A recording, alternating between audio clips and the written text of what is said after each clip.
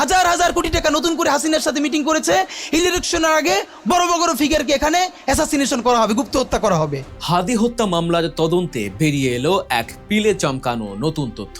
CCTV ফুটেজের সেই shooter কিংবা সীমান্তের উপারে পালিয়ে থাকা মাফিয়া ডন শাহিন চেয়ারম্যানই শেষ কথা নয়। এই হত্যাকাণ্ডের তদন্তে এবার উঠে আসছে নাম না জানা কয়েকজন রহস্যময় রাজনীতিকের কথা। তদন্ত সংশ্লিষ্টদের হাতে এমন কিছু রাজনীতিকের নাম এসেছে যারা এই কিলিং মিশনের সঙ্গে জড়িত বলে সন্দেহ করা হচ্ছে।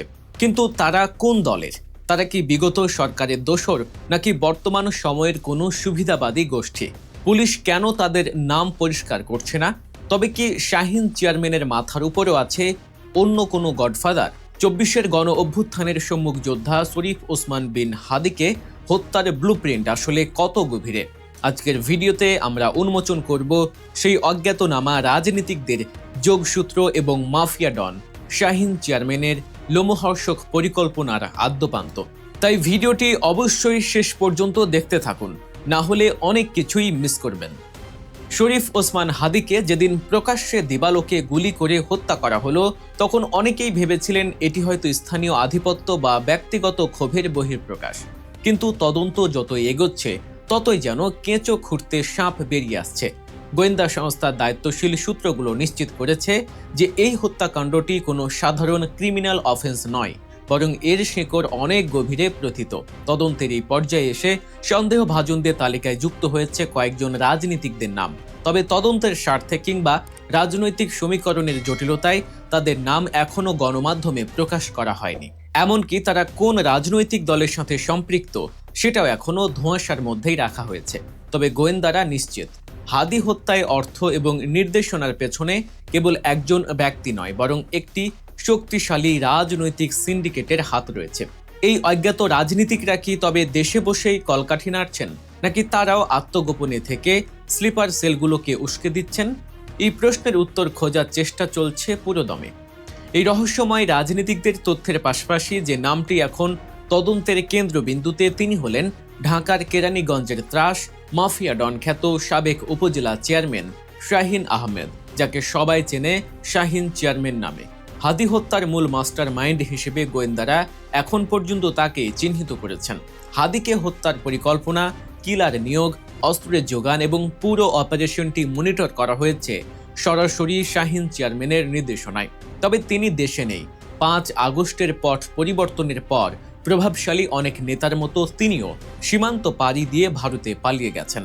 আর বর্ডারের ওপারে নিরাপদ আশ্রয়ে বসেই তিনি বাস্তবায়ন করছেন তার এই ভয়ঙ্কর কিলিং মিশন।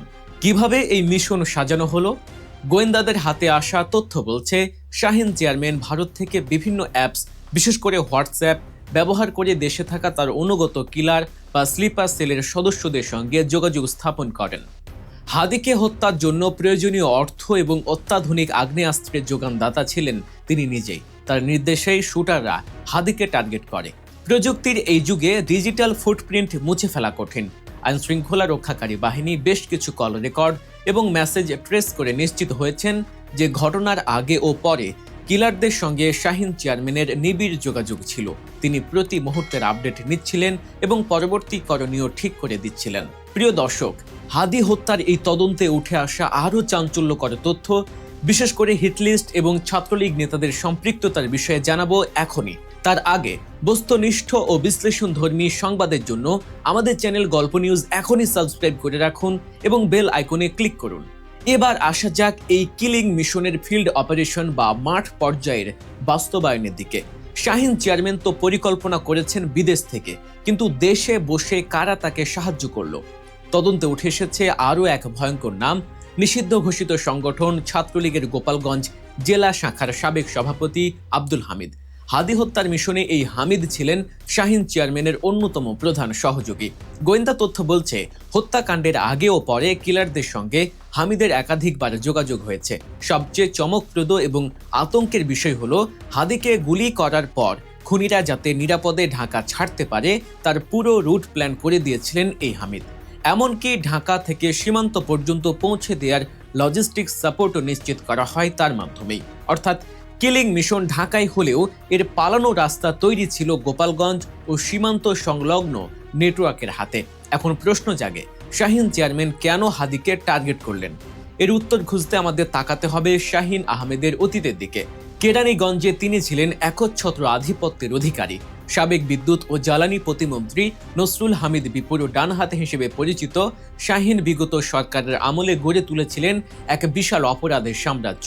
সন্ত্রাস, চাঁদাবাজি এবং ভূমি দখল, এমন কোনো অপরাধে নেই যা তার নামের সঙ্গে যুক্ত ছিল না।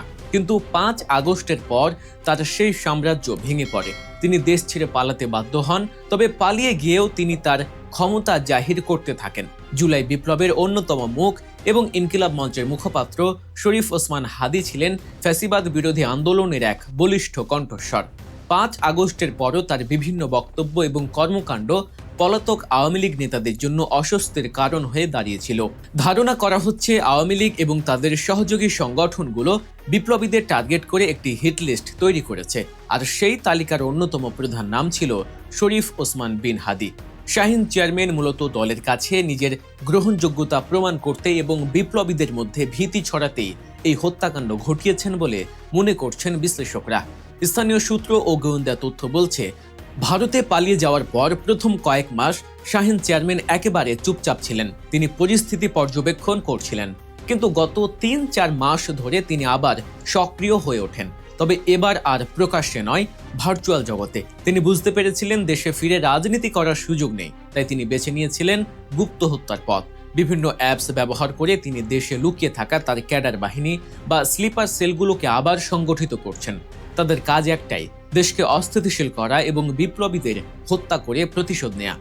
এই ঘটনায় গ্রেফতারকৃত আসামিদের জিজ্ঞাসাবাদ এবং প্রযুক্তির সহায়তায় পুলিশ এখন শাহীন চেয়ারম্যানের ঘনিষ্ঠ আরও 2 জন ছাত্রলীগ নেতার খোঁজ করছে।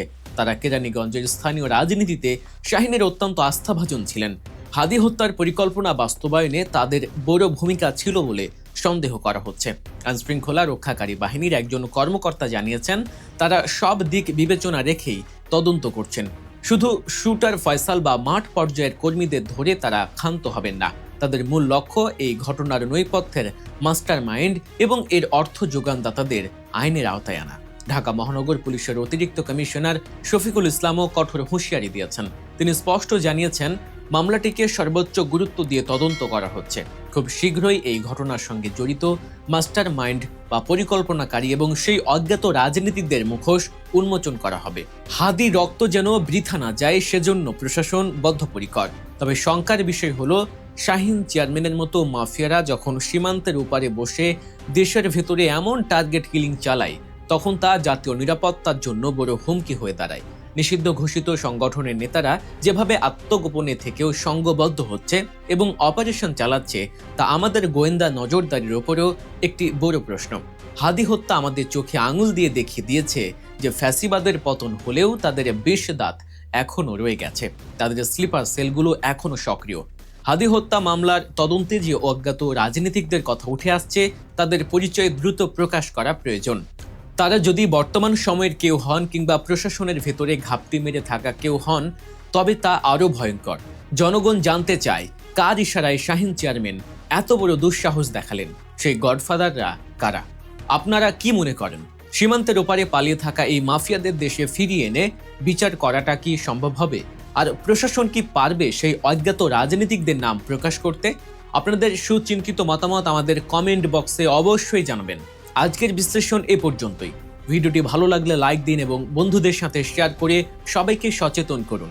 পরবর্তী আপডেট এবং এমন আরও চাঞ্চল্যকর ঘটনার পেছনের গল্প জানতে গল্প নিউজ সাবস্ক্রাইব করতে ভুলবেন না। ধন্যবাদ সবাইকে, দেখা হবে আগামী ভিডিওতে।